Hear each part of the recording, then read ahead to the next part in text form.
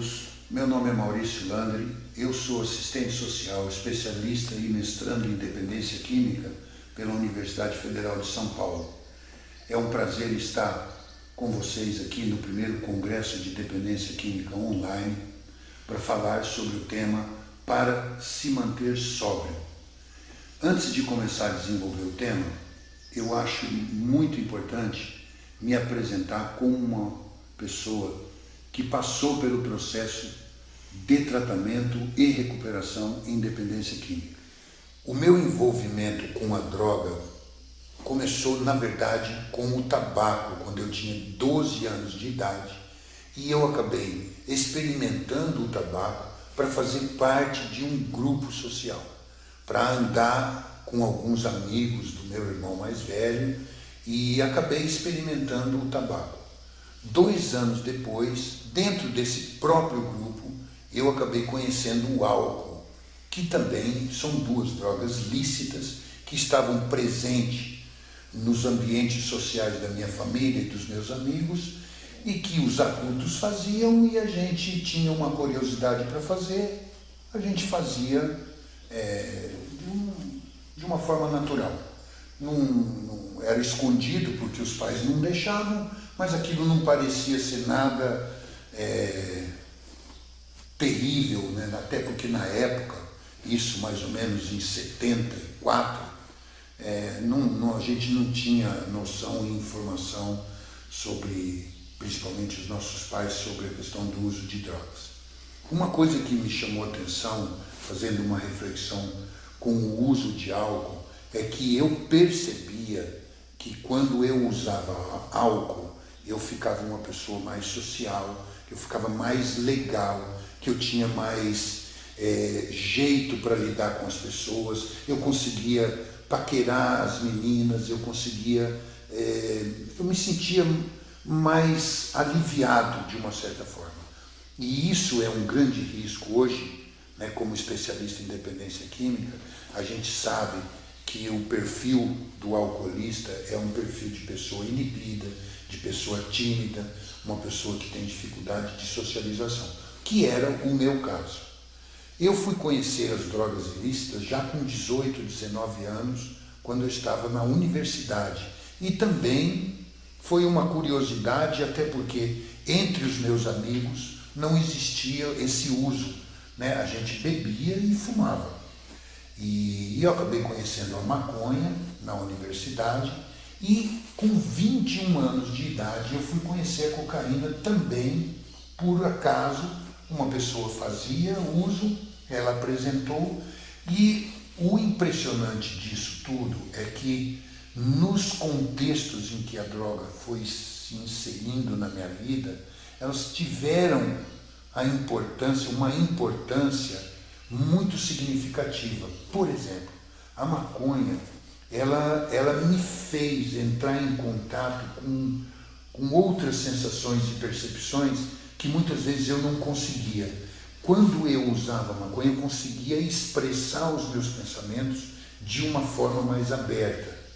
E a cocaína me fazia sentir uma ansiedade, uma adrenalina que eu invejava muitas vezes em outras pessoas.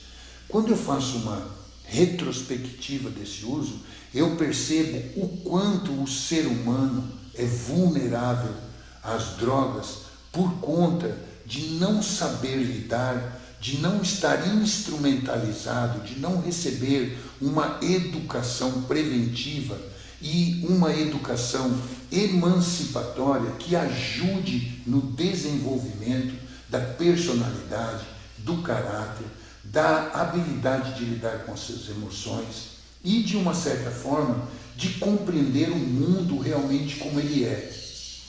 Eu lembro que me incomodava muito a incoerência, a hipocrisia do mundo. O quanto as pessoas falavam do tabaco, que era ruim, que não podia fumar, e elas fumavam. O quanto era importante participar de atividades espirituais, da missa, e elas mesmas acabavam não participando. A terrorização do uso de substâncias e, ao mesmo tempo, em contrapartida, os efeitos que as drogas acabavam causando, que eram efeitos gostosos, sensações gostosas de você sentir. Diante desse comprometimento e no decorrer da vida, dos 21 anos até os meus 35 anos, eu fui desenvolvendo de certa forma, uma amizade, né? A droga, né? Principalmente o álcool, o tabaco e a maconha, acabaram fazendo parte do meu dia a dia em todos os momentos. Na faculdade, na escola, na hora de sair com os amigos, de ficar em casa, de estudar, de escrever, de tocar música, ou seja, em todos os momentos, de alguma maneira, a droga surgia como um fermento, um recheio, como uma possibilidade que, sem perceber, ela foi ocupando espaços e ela foi tendo um significado, né, nas atitudes e nos comportamentos que em 1995, mais ou menos, 1996, a minha vida entrou num colapso, mas um colapso generalizado. Foi quando eu conheci, por acaso, por não encontrar cocaína, eu acabei encontrando a pasta base da coca quando eu morava em Campo Grande. E aí, essa droga foi fulminante, foi determinante para que eu realmente entrasse numa desorganização, numa perda do controle e numa bancarrota, numa falência moral, espiritual, de dimensões catastróficas. Eu perdi a família, eu realmente perdi o domínio sobre a minha vida, eu perdi o controle sobre o uso e acabei perdendo minhas amizades, a minha família, minha esposa se separou num momento muito importante. Acredito que foi uma grande decisão que ela tomou, no momento correto que ela tomou, e isso acabou também sendo um fator que, num futuro bem próximo, me ajudou a entrar num processo de recuperação. Eu acabei passando por 2 anos uma situação extremamente difícil. Foi quando, em 1997, eu percebi que eu tinha realmente perdido o controle e eu senti que eu precisava mudar alguma coisa. Eu não sabia como, eu não sabia onde, eu não sabia nem para quê. Eu sei que eu não queria morrer e eu queria mudar minha vida. Eu não queria terminar minha vida no estado em que eu me encontrava. E eu acabei recebendo a ajuda do meu pai e depois dos meus pais, e ele me convidou para eu ir com ele para algum tratamento e eu aceitei esse tratamento em 1997, quando eu entrei na comunidade Fazenda do Senhor Jesus do Padre Haroldo. E a partir desse momento a minha vida começou a mudar. Foi doloroso o processo inicial, porque vem a culpa, o arrependimento, vem o vazio, a fissura, a dificuldade de lidar com as situações, com as perdas, sem a droga agora, em abstinência. E agora alguma coisa me movimentava para esse processo de recuperação, que era um desejo muito grande de não usar mais droga. Eu sentia que eu não nasci para terminar daquela maneira. Eu nunca imaginei que eu ia chegar onde eu cheguei hoje, trabalhar com dependência química, 17 anos depois, estar à frente de um projeto maravilhoso, poder dar aula na Federação Brasileira de Comunidades Terapêuticas, na Universidade Federal de São Paulo, estudar um mestrando, agora na Unifesp também, e estar à frente de um projeto maravilhoso do Instituto Bairral de Psiquiatria, que é a Comunidade Terapêutica Rural Santa Carlota.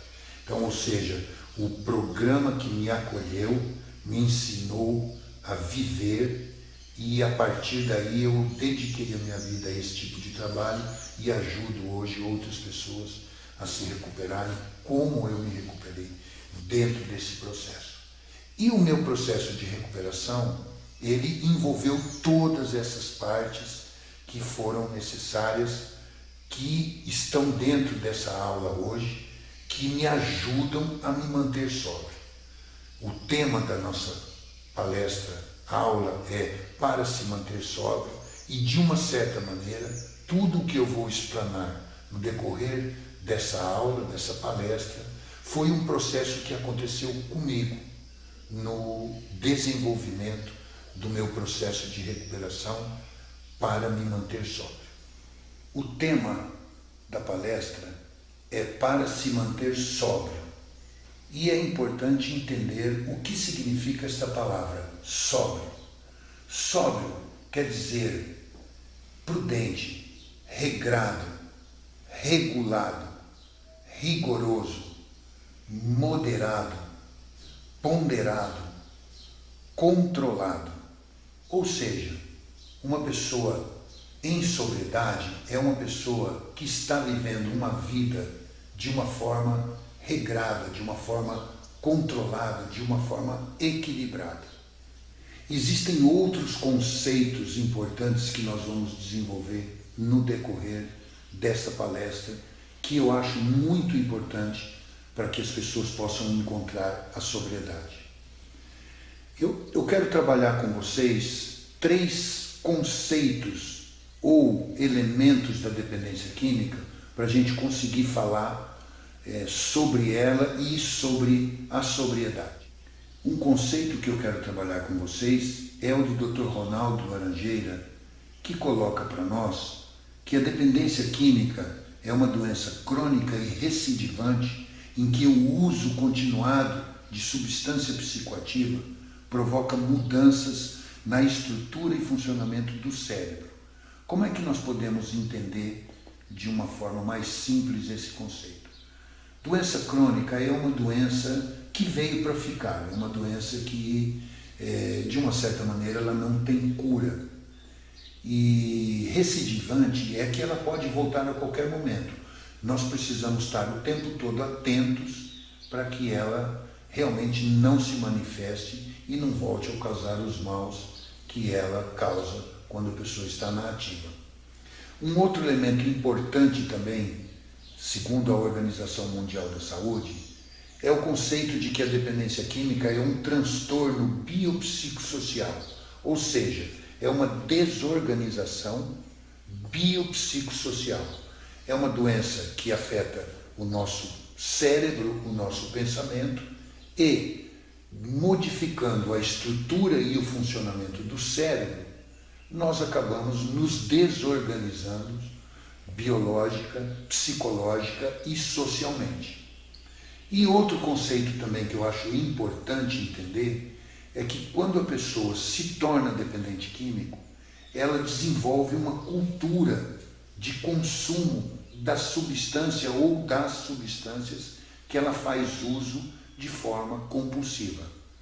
E a cultura do consumo de substâncias, ela também é uma rede social, entre aspas, de uma certa forma antissocial, na qual um grupo de normas promove e rege um determinado modo de vida, ou um determinado consumo de substância.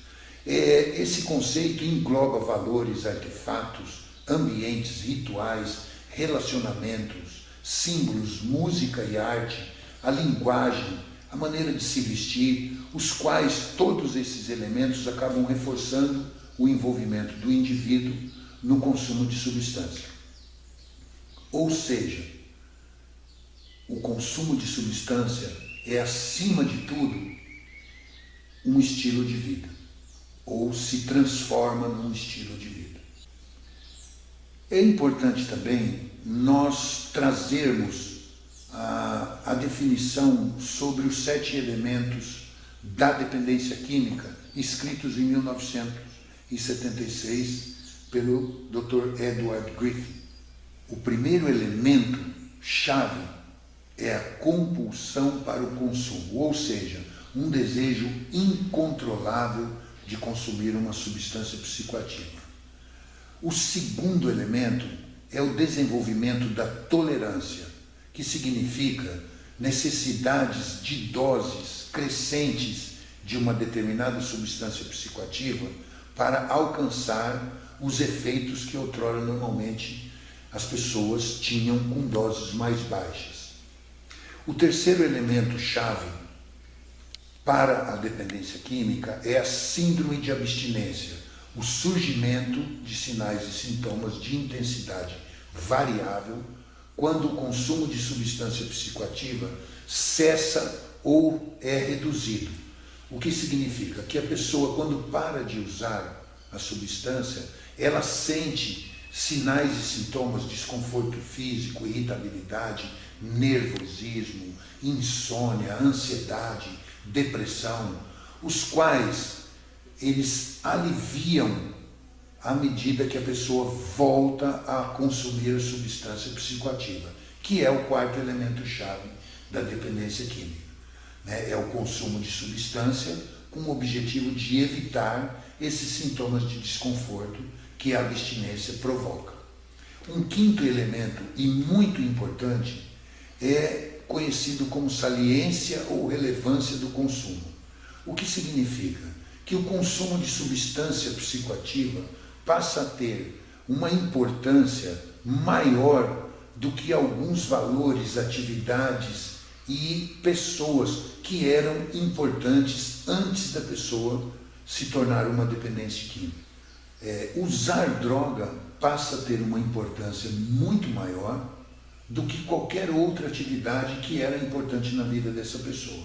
Ou seja, muitas vezes a pessoa trabalhava, estudava, era um bom pai de família, uma boa mãe, que com o consumo compulsivo de substância, essa pessoa vai deixando esses valores e passa a consumir e a dar valor no consumo cada vez mais. Bom, o sexto é conhecido como o estreitamento do repertório ou empobrecimento do repertório. Todos nós temos referências internas e externas que norteiam a nossa vida. Por exemplo, nós temos horas de acordar, a hora que a gente sente fome, a hora que a gente sente sono. As horas, as referências externas, são as horas que a gente deve ir para o trabalho, a hora que a gente volta para cá, a hora de estudar. Ou seja, nós temos referências externas e internas que regulam o nosso dia a dia. O sexto elemento-chave da dependência química empobrece ou diminui esse repertório ou modifica essas referências internas e externas. O dependente químico já não tem mais hora para dormir, hora para comer, hora para fazer as coisas. O que norteia, o seu dia a dia é o consumo de substâncias.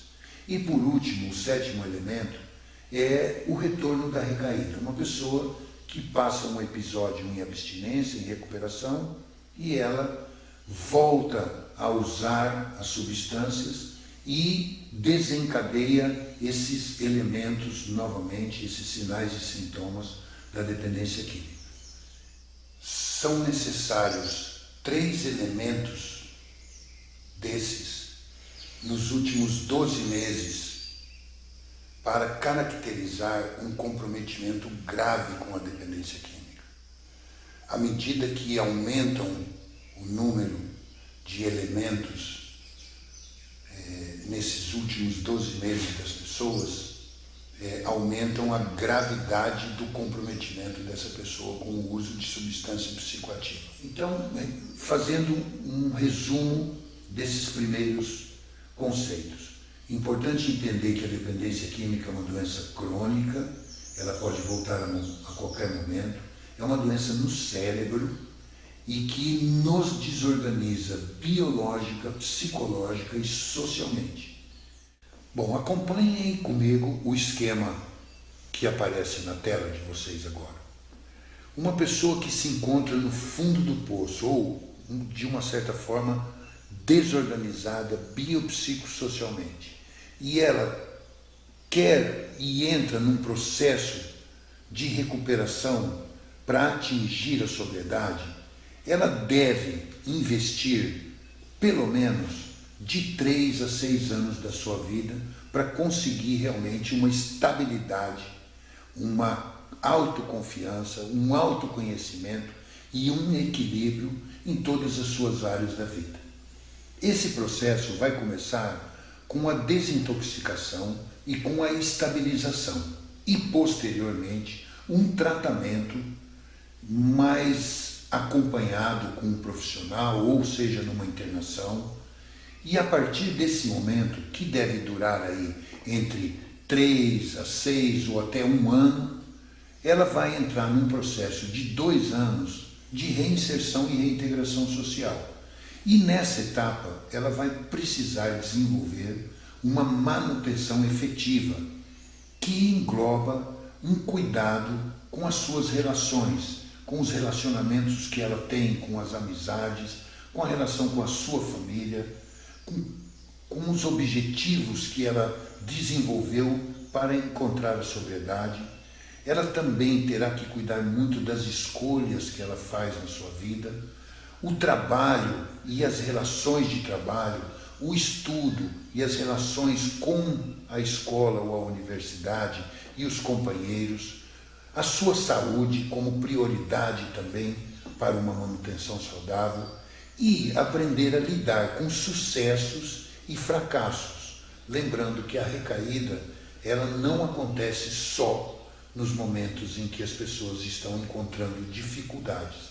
Elas muitas vezes e com muitas pessoas acontecem quando as pessoas estão realmente se estabilizando, estão encontrando, já estão trabalhando, já estão com uma relação, com alguns bens, elas acabam de uma certa forma deixando alguns elementos da manutenção de lado e a recaída pode aparecer e ser um momento muito grave.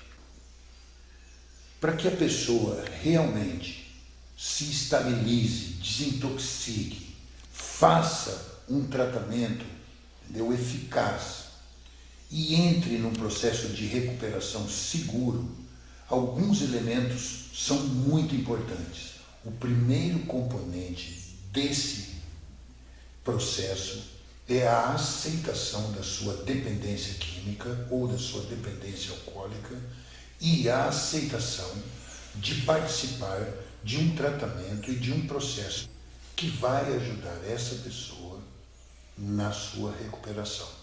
O segundo item é a motivação. Alimentar o paciente o tempo todo de motivação para a mudança, motivação para a continuidade nesse processo de recuperação. O terceiro elemento é a abstinência, ou seja, ajudar o dependente químico a manter a abstinência como um dos passos fundamentais para atingir a sobriedade. Um outro componente importante é o desenvolvimento de valores de recuperação. Alguns desses valores são honestidade, respeito, responsabilidade, gerenciamento de crises e habilidades psicossociais. O conceito de honestidade como um valor, ele tem 2 grandes significados. Ele está diretamente ligado a valores morais, de você assumir o seu comportamento, de você dizer que você fez ou que você não fez determinada situação, assumindo a responsabilidade com ou para com os seus atos. Não é só esse o conceito de honestidade importante no processo de recuperação para se manter sóbrio. A honestidade também ela é necessária para que a pessoa possa trazer para a reflexão, para a partilha, para o atendimento psicológico, aquilo que ela está sentindo, aquilo que ela pensa, o que ela acha sobre determinadas situações, se ela pensa em usar ou não, se ela acredita ou não em determinados valores, conceitos que são importantes para a recuperação. Ou seja, a honestidade, ela, para que essa pessoa possa se manifestar honestamente, trazendo a realidade do que pensa e sente de si mesmo, ela precisa se sentir segura, se sentir confiante, ter confiança na pessoa com que ela conversa, ou seja, uma aliança terapêutica.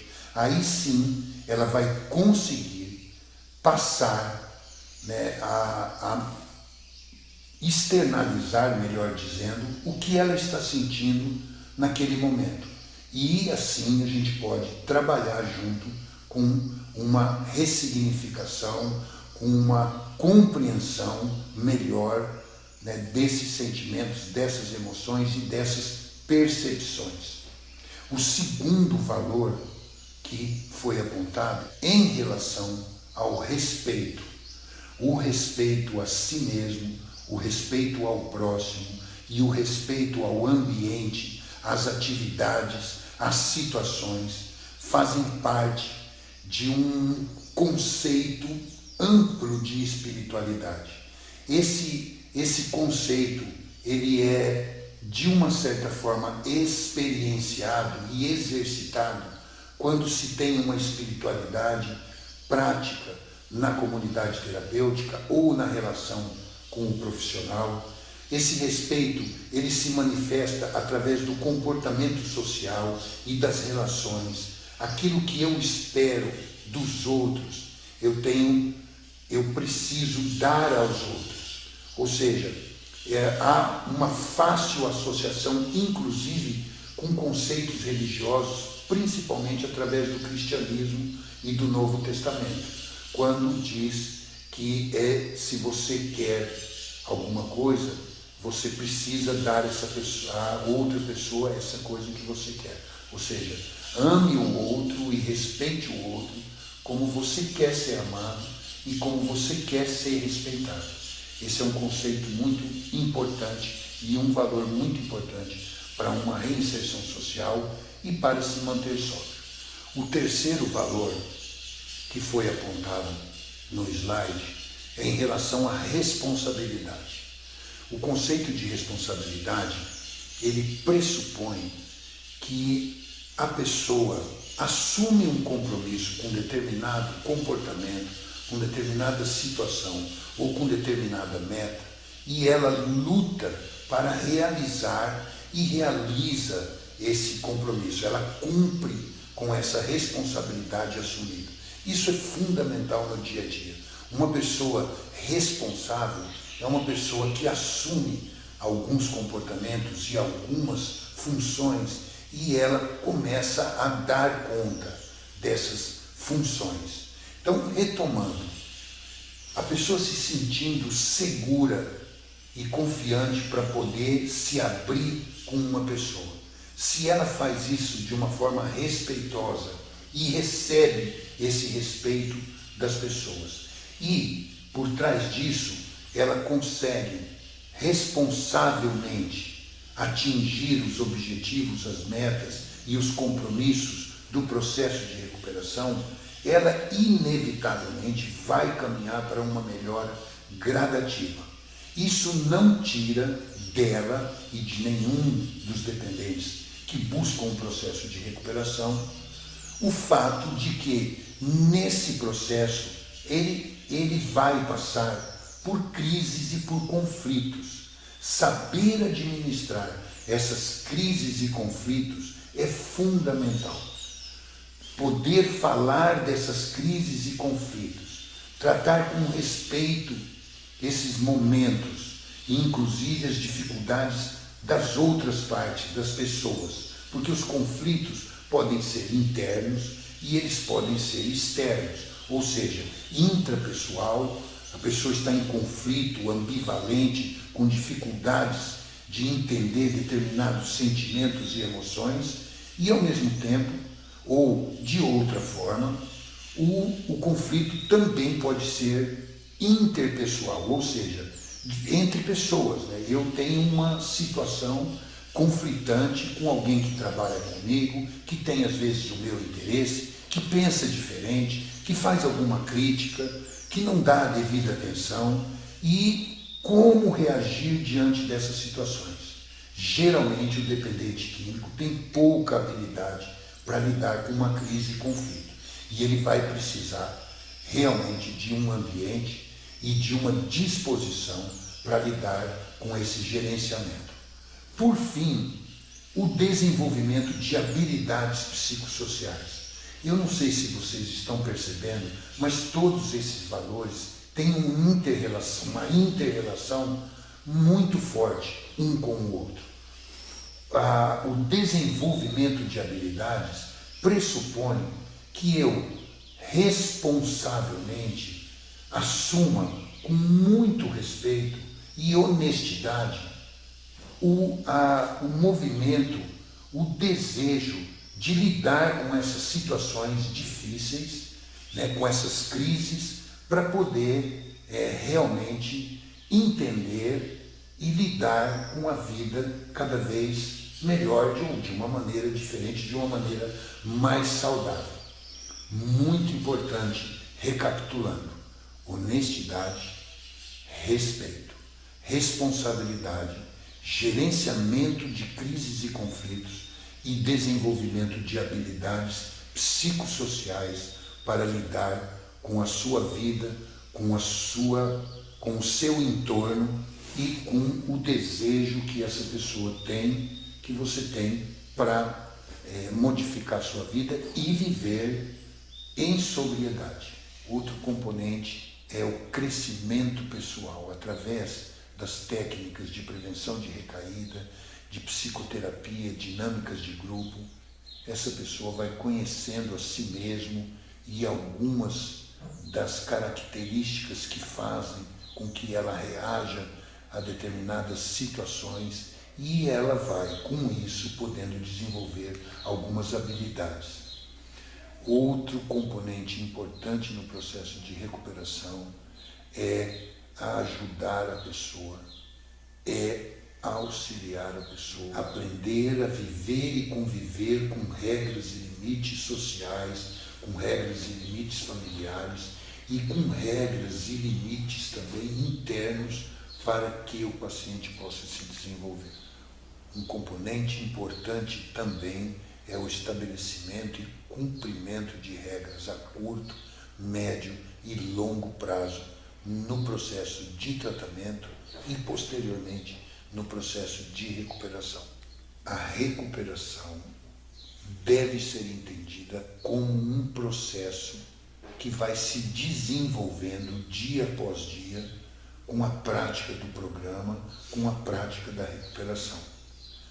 Algumas mudanças importantes, específicas, a pessoa ou o paciente saber lidar com as suas emoções, com os seus pensamentos e, posteriormente, como essas emoções e os pensamentos influenciam os seus comportamentos e criar estratégias para organizar essas características. Outras mudanças amplas são em relação às suas amizades, aos seus relacionamentos, aos ambientes em que frequenta e também a manutenção dessas mudanças, o tempo todo estar atento para que continue no processo de recuperação. Entender o conceito de recaída e, caso ela aconteça, utilizá-la como uma alavanca no processo de recuperação é muito importante também. E o componente final desse processo é a mudança integral no estilo de vida do paciente para atingir a sobriedade. E, por fim, o desenvolvimento de um novo estilo de vida, com valores, uma cultura saudável, com amizades, com habilidades sociais e dando a manutenção diária desse processo, vai ajudar na recuperação.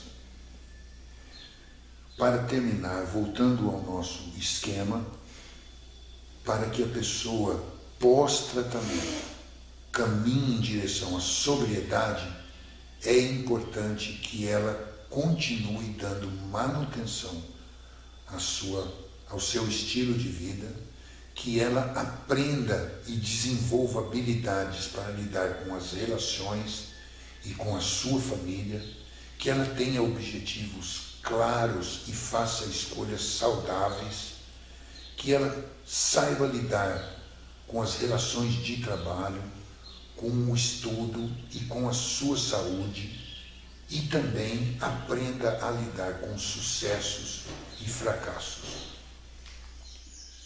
Uma família saudável, uma família funcional, uma família participativa que se envolve no tratamento e no tratamento da codependência, uma espiritualidade praticante, ou seja, o envolvimento do residente, do paciente, com os 12 passos, com os grupos de autoajuda, com um grupo de oração, com a sua religião de escolha, com os comportamentos saudáveis, a expectativa de sucesso, ou seja, o desejo de atingir metas e objetivos que a longo prazo, que vão fazer essa pessoa encontrar o que ela quer ser quando crescer, o seu sonho de realização, e alimentando sempre de informações importantes sobre a dependência, sobre a prevenção de recaída,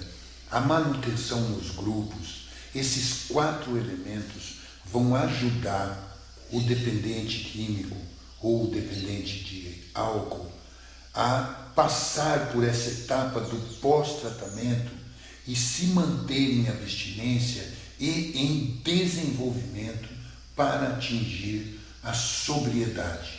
É muito importante, é claro, tem a relação com o financeiro, com o dinheiro, com o trabalho, com os estudos, mas quando você está praticando um programa, envolvido num grupo, tendo atendimento, seja ambulatorial, seja psicológico, seja através de um padrinho de grupo, se você tem uma família que você pode contar, se você almeja crescer, ser alguém, e se você tem uma espiritualidade praticante, ou seja, um respeito ao próximo, um respeito a si mesmo, às relações e a todo o universo e a toda a sociedade, você com certeza, ou o dependente de álcool ou drogas, com certeza vai atingir a maturidade e, consequentemente, a sobriedade. Bom, eu quero agradecer novamente a atenção de vocês e eu gostaria de reforçar um detalhe que é muito importante. O modelo de tratamento que o dependente químico ou o paciente precisa, ele é avaliado segundo o seu comprometimento e segundo as suas características, com todo o respeito a todos os modelos e abordagens, porque eu não acredito que exista um modelo capaz de tratar todos os tipos de comprometimentos de dependente químico.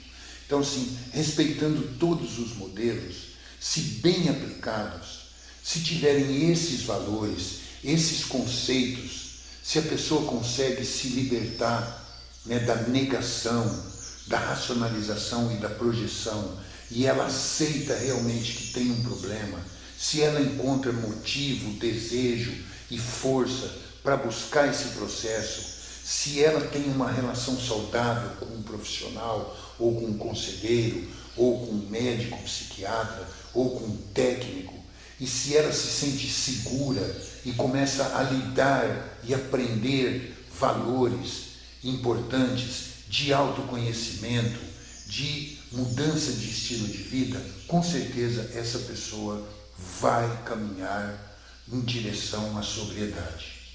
Para se manter sóbrio, nós precisamos querer muito isso. O dependente químico, o paciente, o indivíduo, ele é o protagonista da sua recuperação e do seu processo de sobriedade.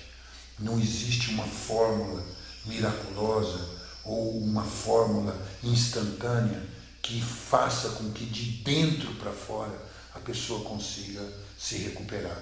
É preciso uma vontade interior muito grande e para isso os profissionais precisam encontrar, através dos instrumentos, das ferramentas e do conhecimento, habilidades e maneiras para olhar para aquele indivíduo e tentar entender em que situação ele encontra naquele momento e, através dessas técnicas e desses recursos, conseguir acessar ele de uma forma respeitosa, de uma forma segura, e aí sim, quando há essa aliança terapêutica, a empatia, e essa troca ela começa a acontecer de uma forma maravilhosa e de uma forma saudável, e isso faz com que a possibilidade da recuperação ela aumente exponencialmente.